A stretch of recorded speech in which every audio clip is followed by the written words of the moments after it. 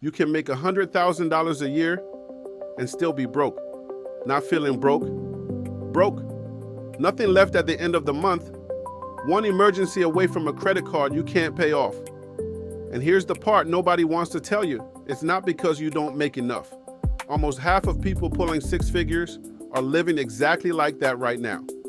So if more money was the answer, they'd have already solved it. They haven't. Because the problem was never the size of the paycheck. The problem is what happens to it after it hits your account. And by the end of this, you're going to know the one number that actually decides whether you build wealth. And it's not your salary. Quick note, this video is for information only. It's not financial or investment advice, and I'm not a licensed financial advisor. Nothing here is personalized guidance for you. Before you make any financial decisions, talk to a licensed professional. Now let's get into it. Let me show you where we actually are, not where we think we are.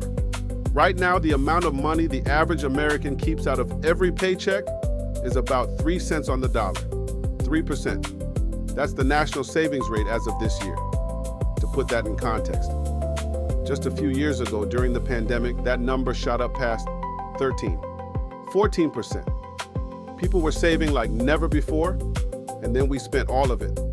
We're now sitting at one of the lowest sustained savings rates in modern history. And it's not just the folks who are struggling. Roughly 6 in 10 adults in this country are living paycheck to paycheck. But watch this. The fastest growing group of people living paycheck to paycheck isn't the low earners. It's people making between $100,000 and $200,000 a year. People who hit the number everybody said would be enough. We've been sold a lie. The lie is, just make more and you'll be fine. And I'm telling you, the data says that's not true.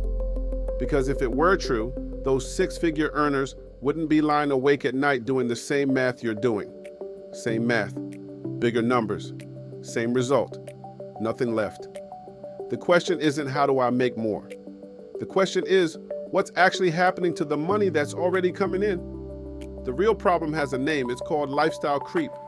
Here's how it works. You get a raise. Good. But almost nobody takes that raise and keeps living the same way.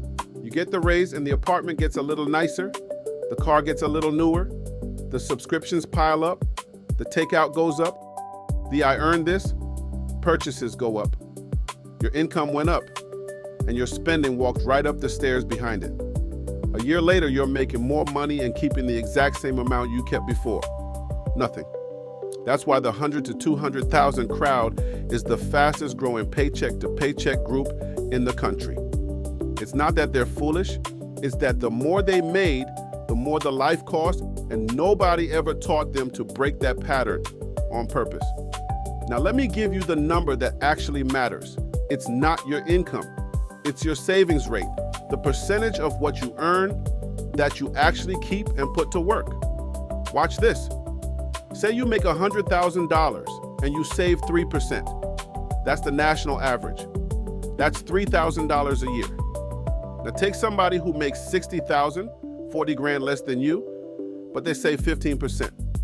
That's $9,000 a year. The person making less is building wealth 3 times faster than the person making more. Same country, same economy. Completely different outcome, and the only thing that changed was the behavior. Real quick, if you've made it this far, you're not just watching, you're building. So here's what we want to ask you. If this is giving you value, subscribe. That one click is what lets us keep making these for you every single week. And if you know somebody who needs this, somebody making good money and still wondering where it all goes, share it with them. That's how it reaches the people it's for. Then drop us a comment. Tell us where you're at, what you want us to break down next. We read all of them. All right, let's get back into it, because this next part is where it all comes together. Now, I don't want you taking my word for it. So let me hand you the receipts. There was a study of over 10,000 millionaires in this country. They went and asked them directly. And here's what came back. 79% of them didn't get a dime of inheritance. Not a dollar from mom and dad. 89% were first generation. They built it themselves.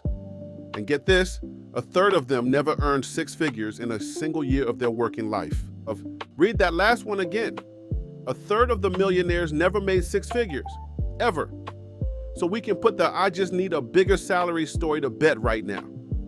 And what was the one thing 8 out of 10 of them had in common? They quietly, consistently invested through their retirement account.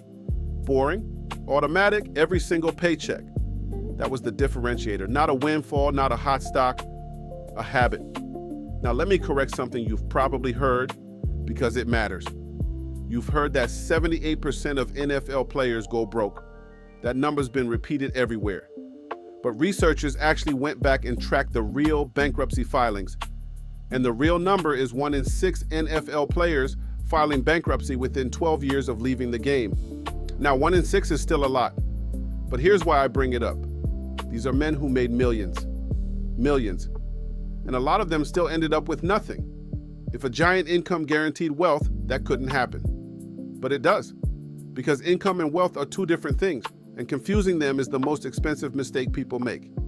Now, I've got to be honest with you, because I'm not going to stand here and act like it's all just personal choices. It's not. For a lot of us, this isn't a work harder problem. It's a head start problem. 100 years in the making. Redlining locked black families out of the neighborhoods that gained value. The GI Bill that built the American middle class after World War II.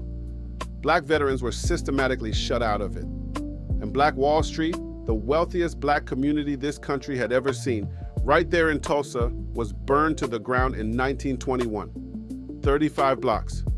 Gone. And you can still see it in the numbers today. The median white household in America is worth about $285,000. The median black household, $44,900. That's real. That was engineered. And I'm never gonna tell you to pretend it isn't there. But here's what I need you to hear, because both things are true at the same time.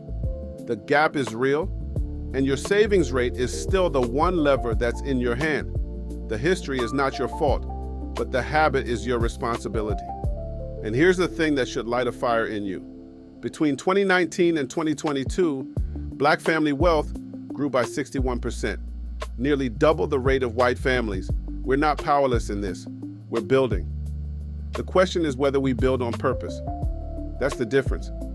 A kingdom heir doesn't look at the gap and quit, and a kingdom heir doesn't look at the paycheck and pretend it's the answer. An heir looks at what's actually in their hand and decides to be faithful with it. Which brings me to the thing this whole video was really about. Here's what I've come to understand. The whole time we've been talking about your savings rate, 3%, 15%, what you keep versus what you make. We've actually been talking about something the Bible put its finger on a long time ago. It was never about the amount. It was always about faithfulness with what's in your hand. Jesus said it like this: one who is faithful in a very little is also faithful in much. In a very little. That's you and your first small automatic unglamorous amount that you set aside before you spend a dime on anything else. Heaven's not waiting for you to make six figures to see if you can be trusted. It's watching what you do with what you've already got. There's a story Jesus tells, the parable of the talents. A man gives 3 servants some money before he leaves on a journey. 2 of them put it to work and multiply it. The third one, out of fear, buries his in the ground and just protects it, keeps it safe, does nothing. And when the master comes back, the 2 who multiply get praised. The one who buried it, he gets called out. I used to think that story was about money. It's not, it's about fear. The servant who lost wasn't the one who took the risk. It was the one who was so afraid he did nothing at all, and that's most of us. 3 cents on the dollar, buried in a checking account doing nothing, not because we're reckless, but because nobody ever told us we were allowed to build. You're allowed, more than allowed. As an heir, you're called to it. Here's your one thing. Don't try to fix everything. Just do this. Pull up your last month. Add up what came in and add up what you actually kept, what you saved or invested before it got spent. Divide it out. That's your savings rate, that one number. Whatever it is, 3%, 0%, 10, that's your starting line. You can't move a number you've never looked at. So look at it and then remember what it actually is. It's not a budgeting chore. It's the very thing you're being trusted with. Faithful in little, that's where every heir starts. If this gave you something real, subscribe. We're building something here for heirs who want to know God and build the life He designed for them. I'll see you in the next one.